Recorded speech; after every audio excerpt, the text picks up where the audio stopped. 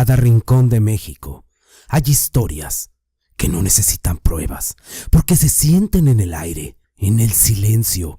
Hoy te llevaré a esos pueblos donde el tiempo guarda secretos. Las leyendas se hacen realidad. Prepárate para escuchar lo que pocos se atreven a contar.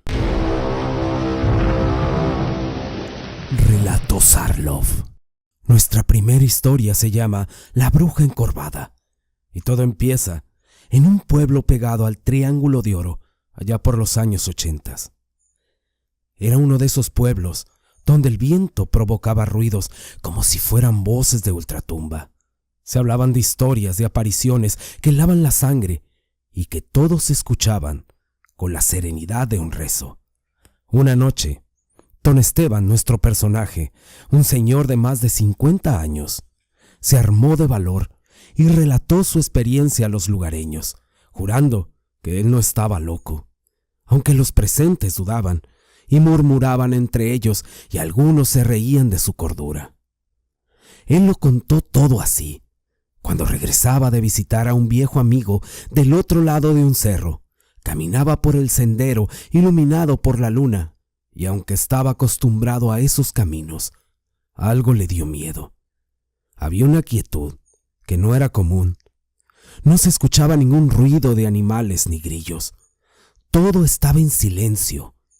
De repente, a lo lejos se escuchó risas que parecían que estaban en el aire. No eran risas humanas. Tenían un tono burlesco y cruel, como si el viento estuviera burlándose de él.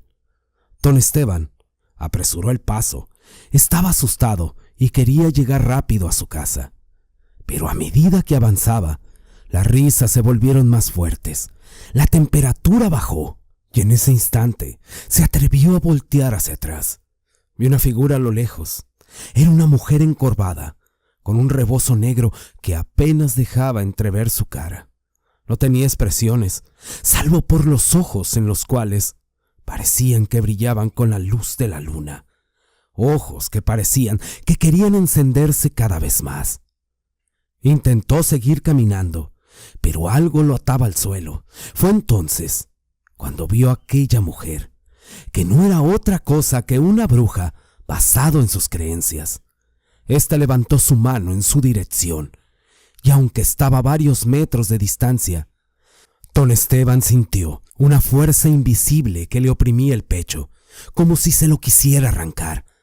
Don Esteban cuenta que aunque no sabía lo que era que te sacaran el alma, él presentía que era eso.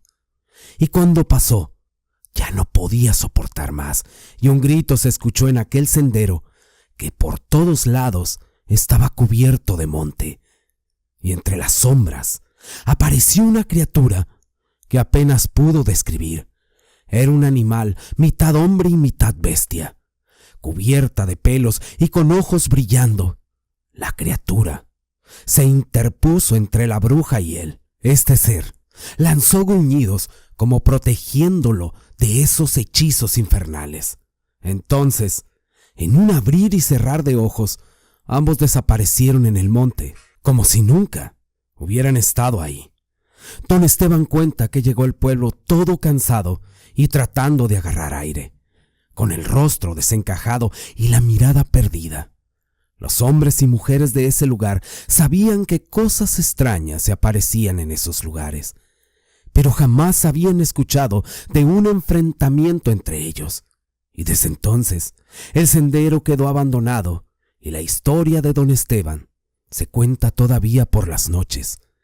Y cada vez que se cuenta bajo la luz de una lámpara, la gente se persina para que esas sombras no se les aparezcan a nadie. No cabe duda que cosas oscuras pasan en la inmensidad de la sierra, como nuestro siguiente relato titulado La carreta en la sierra. Era una noche de luna menguante. Para ser más exactos, el 23 de octubre de 1967, cuando Ramón y su cuñado Jacinto cruzaban los cerros hacia el pueblo cerca de Tamazula, Durango, junto con la frontera de Sinaloa.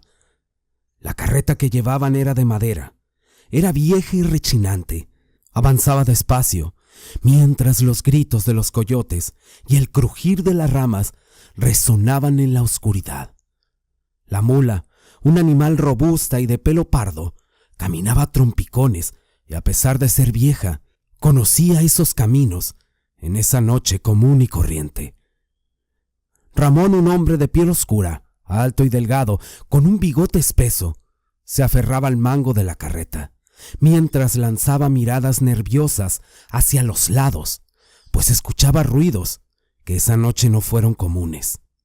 Jacinto, más joven y más bajo, de complexión fuerte y más confinado, apretaba en sus manos una linterna de petróleo parpadeante y débil, la cual apenas alumbraba algunos metros hacia adelante.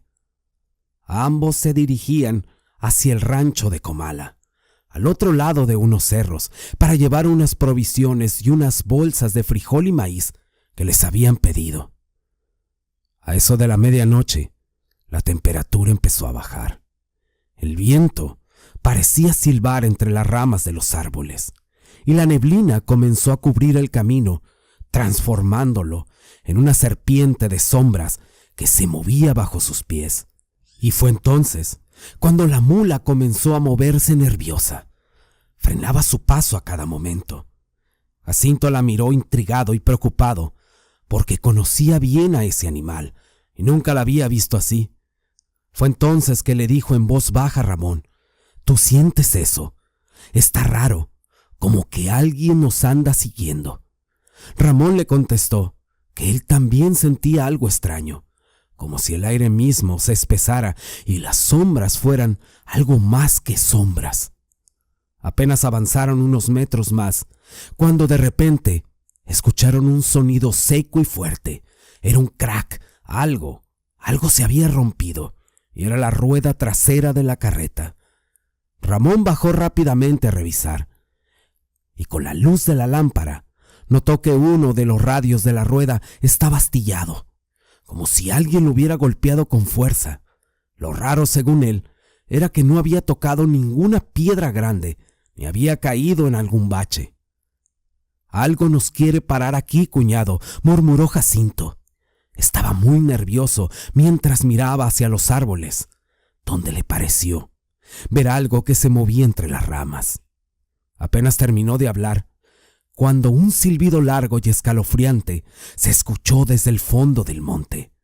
Ramón y Jacinto se miraron con los ojos bien abiertos y la piel helada. Ambos sabían lo que ese sonido significaba, porque los dos sabían que en esas tierras se contaba que aquel que escuchara un silbido largo en la oscuridad debía encomendarse a Dios. La mula empezó a retroceder, con los ojos desorbitados y el cuerpo tembloroso. Ramón la sujetó, pero el animal lo miraba con una mezcla de terror y súplica, como si quisiera hablar. Y de repente, otro silbido se escuchó, esta vez mucho más cerca. Este le heló la sangre de nuevo. Jacinto giraba la lámpara de aceite para todos lados, tratando de alumbrar los alrededores, y entonces lo vio. Era una figura oscura, alta y delgada, con un sombrero de ala ancha que parecía flotar a unos pocos metros de ellos. No tenía rostro, o al menos uno que no se pudiera distinguir, pero de alguna manera ellos sentían su mirada fija y penetrante. Jacinto empezó a gritar: «¡Vámonos, Ramón! ¡Vámonos ahorita!», tirando de la mula con todas sus fuerzas. Ramón cuenta que no respondió. Parecía hipnotizado por la figura, hasta que el frío extremo en su piel lo hizo reaccionar. Ambos subieron como pudieron a la carreta, forzando a la mula a avanzar, aunque a duras penas por la rueda rota. El camino les parecía interminable, y aunque la figura oscura desapareció tras ellos, sentían que el peligro los seguía de cerca. Los pasos de la mula resonaban en la sierra, y cada rama rota, cada sombra en el camino, parecía un espectro que los perseguía. Pasaron varios minutos así, hasta que por fin vieron las luces de Coloma, y el sonido de un gallo cantando les devolvió el aliento. Sin embargo, al llegar notaron algo inquietante. La carreta tenía más daños que la simple rueda rota. Uno de los lados parecía arañado, como marcas largas y profundas, como si algo con garras se hubiera aferrado a ella durante el trayecto. Los ancianos del pueblo decían que habían tenido suerte, que habían escapado de un espíritu maligno que habita en la sierra y que acecha a aquellos que se atreven a cruzar los caminos en la noche. Ramón y Jacinto, con el rostro pálido y el alma estremecida, nunca volvieron a cruzar esos cerros de noche, y cada vez que contaban su historia, lo hacían en voz baja.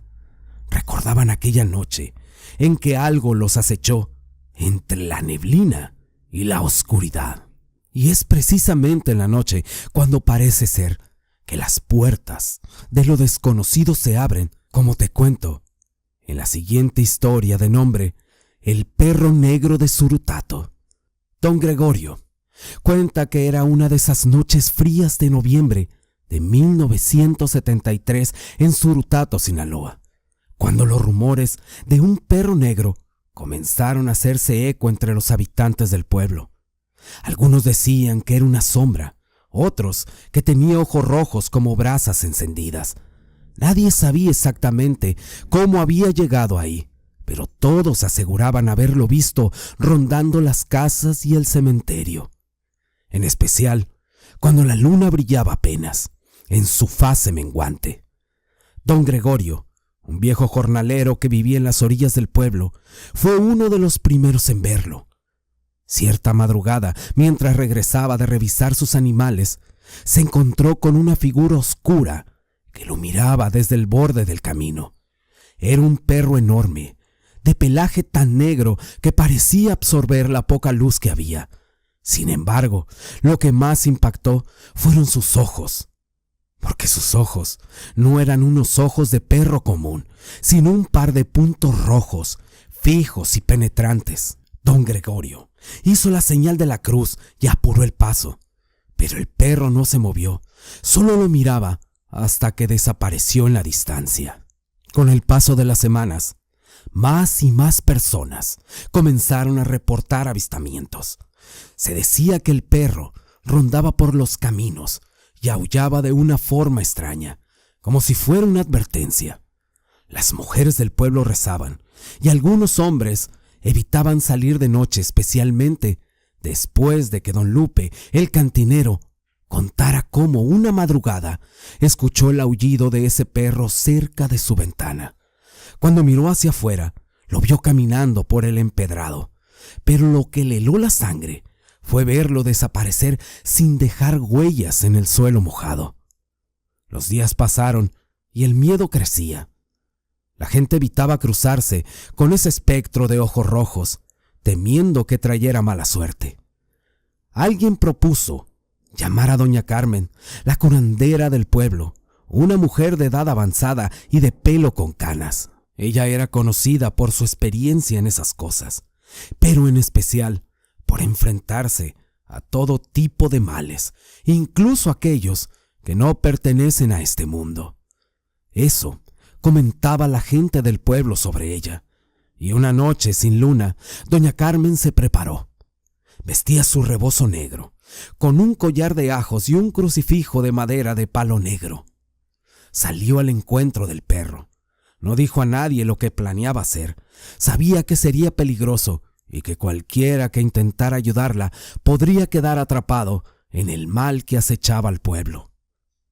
En el pueblo dicen que ese día eran las 12 de la noche cuando doña Carmen llegó al cruce del camino donde decían que el perro se aparecía más seguido. Apenas llegó al lugar y un viento helado comenzó a soplar y el silencio se notó. Doña Carmen estaba tan serena como el silencio mismo, con su mirada fija y firme. De repente lo vio. La figura oscura del perro apareció entre la bruma, con aquellos ojos como la gente lo describía.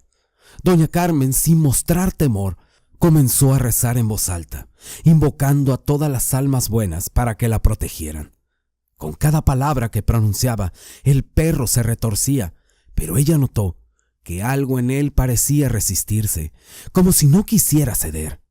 Entonces sacó una rama de pirul mojada en agua bendita, la levantó y con fuerza trazó un círculo a su alrededor, mientras continuaba sus rezos, cada vez más fuertes, con palabras de fe, hasta desafiarlo por completo. Y fue entonces que el perro emitió un aullido como el de un perro en lamento, un sonido que parecía el llanto de un ser atormentado. Doña Carmen mantuvo la mirada firme, sin detener sus rezos, aunque sentía el frío recorrerle los huesos y su cuerpo entero temblaba. Finalmente lanzó la rama al suelo dentro del círculo y el perro soltó un último aullido antes de desaparecer en una nube de humo. La gente cuenta que desde aquella noche el perro negro no volvió a aparecerse en Surtato. Doña Carmen regresó al pueblo en silencio, sin hablar mucho de lo que había sucedido.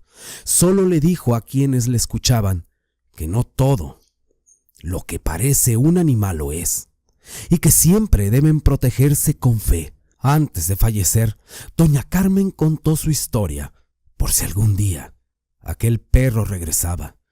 Los habitantes agradecieron su valentía por toda la vida hasta hoy, y aunque algunos aún decían ver una sombra negra en las noches de luna menguante, todos sabían que mientras las oraciones y los rezos de doña Carmen resonaran en el viento, estarían protegidos de aquel espíritu errante que alguna vez rondó sus tierras. Y mientras algunos evitan la oscuridad de la noche, otros las aprovechan para saciar sus placeres, como es el caso del siguiente relato, el de los compadres borrachos, que un día se les apareció el diablo. En una noche calurosa de agosto de 1965, en la Cruz de Lota, Sinaloa, dos compadres, Pancho y Martín, decidieron ir a refrescarse a la cantina El Rinconcito. Ambos hombres eran buenos amigos, eran muy inseparables.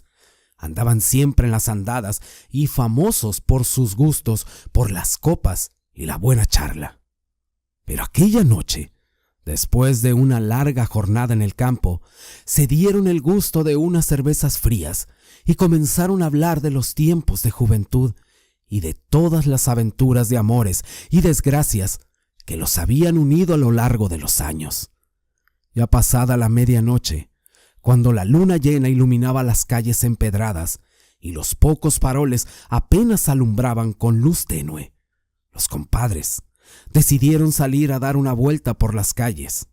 Pero justo en una esquina de la plaza principal apareció una figura que les dejó sin aliento. Era una mujer alta, de cabello negro como la noche y con un vestido rojo. Martín, medio perdido entre el sueño y las cervezas, le dio un codazo a Pancho y le dijo: «Mira, compadre, esa debe ser una de esas señoras de ciudad. Mire qué bonita está y tan sola a estas horas de la noche». Pancho, con la vista nublada por las cervezas, también quedó cautivado. Y es que no era para menos. La mujer se les acercó con una sonrisa coqueta y un caminar muy elegante. Con voz suave y melosa les dijo: «Buenas noches, caballeros. ¿No estarán buscando compañía?». Los dos compadres se miraron con una sonrisa de oreja a oreja, como si se hubieran sacado la lotería. Martín, el que era el más aventado, o a lo mejor el más borracho, se adelantó y sin pensarlo dos veces, invitó a la mujer a caminar con ellos. La dama aceptó, y juntos comenzaron a recorrer las calles, platicando y riendo, aunque a Pancho algo le parecía raro. Sentía que los ojos de esa mujer eran demasiado profundos, como si supieran lo que ellos pensaran. Al rato, la mujer miró a ambos y con una sonrisa que dejaba ver unos dientes extrañamente blancos les dijo: «¿Por qué no vamos a un lugar más tranquilo? Conozco una loma en las afueras que tiene una vista hermosa». Sin pensarlo dos veces, Martín aceptó, mientras Pancho, quien comenzaba a sentir un escalofrío recorriéndole el cuerpo, intentaba convencer a su compadre de que mejor regresaran a sus casas. Pero el encanto de la mujer parecía más fuerte que la razón, y antes de que pudiera detenerlo, Martín ya estaba caminando al lado de ella, rumbo al camino que llevaba a la loma. Pancho decidió mejor seguirlos, pero manteniéndose a unos pasos de distancia. Y cuando llegaron a la loma, la mujer se detuvo y miró a Martín con ojos brillantes. Pancho, que miraba detrás, vio cómo la sombra de la mujer crecía y se distorsionaba. Y entonces lo entendió todo. Aquella mujer no era una mujer común. Era el mismísimo demonio disfrazado de belleza para llevarse el alma de su compadre. Desesperado, Pancho gritó: «Martín, compadre, esa mujer no es buena, es el diablo. ¡Córrale! ¡Véngase para acá!». Martín, ya medio hipnotizado, parecía no escuchar. Pero en cuanto la mujer lo tomó de la mano, sintió un calor quemante que le recorrió el brazo. Miró a la mujer y en lugar de ver los ojos bonitos de antes, encontró el susto de su vida. Martín se echó a correr con todas sus fuerzas mientras gritaba con una voz quebrada por el miedo: «¡Ay, compadre! Esa condenada me quiere llevar. ¡Sálveme!». La mujer soltó una risa escalofriante, un sonido que resonaba en la noche como si 1000 voces se unieran en un solo lamento. En su desesperación, Martín resbaló y cayó en un charco de lodo, mientras Pancho llegaba corriendo a su lado, rezando y persinándose muchas veces. La mujer, al verlos, dio un último grito que hizo temblar el suelo de aquella loma y desapareció, mientras el oscuro cielo se escucharon unas alas gigantes que aleteaban. Ambos compadres quedaron tirados en el suelo, jadeando y temblando. Martín lleno de lodo hasta la cabeza y con la camisa rasgada. Este miró a Pancho con una mezcla de susto y vergüenza y le dijo: «¿Sabes qué, compadre? Yo creo que ya es hora de irme a confesar y dejar de andar mirando lo que no debo». Los dos regresaron, sin hablar más del tema, y a la mañana siguiente, cuando les preguntaron en su trabajo que por qué traían esa cara de espanto, Martín respondió tratando de disimular la vergüenza: «No, pues, nomás fue un desencuentro por andar de brutos a altas horas de la noche, pero ya aprendí que con las mujeres de vestido rojo no se juega, ¿verdad, compadre?». Y desde entonces, los compadres nunca volvieron a salir de noche. Y cada vez que alguien en la Cruz de Lota escucha la historia de aquella mujer de rojo, una risa en el viento parecía recordarle a Martín la lección de aquella noche, la última vez que coqueteó con el diablo en la Cruz de Lota, Sinaloa. Es raro que las travesuras las hagan los adultos. Casi siempre son los jóvenes. Y lo sabrás en el siguiente relato, el cual se llama La vieja feria del pueblo. Recuerdo que cuando era joven, de unos 12 años, mi madre me mandó a pintar unos zapatos con el viejo bolero en la plazuela del pueblo de Nabolato, Sinaloa. Fue en los 70s. Invité a algunos vecinos de mi misma edad. Cuando llegamos, le dimos los zapatos a don Esteban, que era muy conocido por esos lugares, al ser el único que pintaba zapatos. Llegamos y empezamos a platicar sobre la feria que había llegado al pueblo, porque en aquellos entonces casi era un rancho. Platicamos de travesuras que haríamos en ella.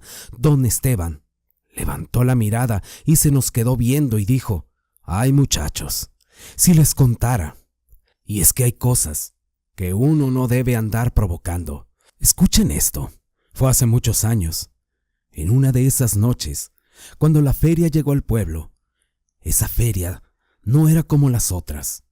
La veías desde lejos, chiquita y maltratada, pero en cuanto caía la noche, sus luces y la música te llamaban. Era como si estuviera diciéndote: ven a probar tu suerte». Se hablaron cosas que pasaron por la noche después de que ésta cerrara. Y pues ahí andábamos mis amigos y yo, y como buenos chamacos bien traviesos, buscábamos impresionar a algunas muchachas. Queríamos quedarnos en la feria hasta bien entrada la noche, cuando ya nadie más estuviera. Claro, andábamos de fanfarrones diciéndonos que éramos valientes. Había uno de nosotros de nombre Abel que se creía el más bravo de todos. Decía que no le tenía miedo a nada y que si había alguna cosa en esa feria, él lo iba a enfrentar para que todos supieran quién era el mero mero ahí. Así que nos quedamos, escondidos entre los puestos, esperando que se vaciara la feria. Pensamos que era cosa de pasar el rato, pero con el tiempo, el silencio se fue haciendo más pesado.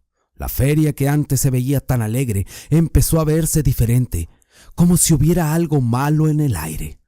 Ahí fue cuando la vimos. Entre los puestos salió una viejita, envuelta en unos harapos viejos y sucios, con una mirada que te juro que era como la de un demonio. Dicen que era la dueña de la feria. Todos decían que era una bruja, aunque en ese entonces yo no lo creía.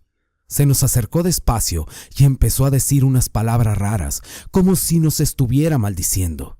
Y uno de mis amigos intentó correr, pero esa mujer nada más levantó la mano y cayó como un saco de plomo al suelo, como si algo invisible la hubiera sujetado. Y sucedió algo malo. Se los voy a decir, hijos, porque era como si la noche se hubiera tragado todas las luces de la feria. Sentí un frío que nunca en mi vida había sentido. Abel, que tanto presumía, estaba blanco como una hoja, sin decir nada, solo mirando a la bruja con ojos de miedo. Y ella con esa voz ronca dijo que éramos el pago de esa noche. Yo no recuerdo cómo logré salir de ahí. A veces pienso que corrí como alma que lleva el diablo, pero no me acuerdo de haber visto a mis amigos detrás de mí. Cuando amaneció, la feria ya no estaba, y de mis compañeros no quedó nada más que sus zapatos y algunas cosas que llevaban encima. Esa feria, muchacho, no es de lo que uno debe buscar, y si un día quieres ir ahí y hacer alguna travesura, piénsenlo 2 veces, porque lo que uno cree conocer no es nada comparado con los que esos ojos de aquella mujer pueden ver en la oscuridad. Los padres siempre tienen que estar al cuidado de sus hijos para que estas cosas oscuras no sucedan. Pero cuando los padres no están presentes en nuestras vidas, ¿qué se hace? Tal es el caso del siguiente relato, que lleva de nombre El Padre Desobligado. Entre los cerros está San Lucio, o estuvo, un pueblo que según dicen que había muerto. Las casas estaban vacías, pero hay quienes aseguran que cuando cae la noche, las sombras de los que ahí vivieron siguen rondando, cargando sus culpas. Juan Cázares llegó a ese pueblo con un propósito: encontrar a su padre, un tal Agustín Cázares, un hombre al que nunca conoció, pero que dejó a su madre llena de lágrimas y promesas rotas. Agustín no fue de dinero, pero sí era un don Juan conocido por todas partes. Su madre siempre le decía: ese hombre tiene hijos por todos lados, donde ha puesto un pie, y ninguno le ha llorado todavía. José tenía esa espina clavada desde niño. Nunca buscó venganza, solo quería respuestas. ¿Qué clase de hombre abandona a todos por igual? Al llegar a aquel pueblo, José sintió que algo no estaba bien. El aire olía a tierra mojada, aunque no había llovido en semanas, y se notaba en sus calles secas. Las calles estaban intactas, como si nadie las hubiera pisado en años, y las puertas siempre abiertas, como esperando visitas. En una esquina vio a una anciana sentada en un banco. Ella estaba tejiendo y le preguntó: ¿sabe dónde puedo encontrar a Agustín Cázares? La mujer levantó la mirada y en sus ojos se notaba una mezcla de tristeza y reproche. Esta le dijo: aquí todos conocemos a Agustín, pero él ya no está con los vivos. José quiso preguntarle más cosas, pero la mujer se levantó lentamente y señaló hacia la iglesia. Esta le dijo: anda, ve, pero recuerda, lo que buscas no siempre es lo que quieres encontrar. En la iglesia, una figura esperaba. Era un hombre alto, vestido con ropa vieja y un sombrero que le cubría el rostro. José entró en la iglesia y se acercó con pasos lentos, sintiendo el peso de silencio alrededor. ¿Agustín Cázares?, preguntó. El hombre levantó la cabeza y José vio un rostro que le era familiar, casi como verse a sí mismo en un espejo, pero más viejo y cansado. Yo soy Agustín. ¿Y tú quién eres? José se quedó inmóvil, mirando al hombre frente a él. Estaba a unos pasos, pero la distancia entre ellos parecía infinita. El hombre bajó el ala del sombrero, y aparecieron unos ojos hundidos y un rostro marcado por el tiempo. Lo miraba de pies a cabeza. Eso dicen, dijo. ¿Y tú quién eres, muchacho? José respiró hondo, y dijo: soy José, hijo de Juana Rodríguez.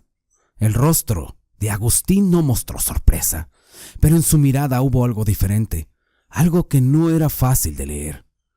Ah, Juana, ya recuerdo, la muchacha de trenzas largas. Siempre fue una buena mujer. Eso es todo lo que tienes que decir, dijo José, con un nudo en la garganta.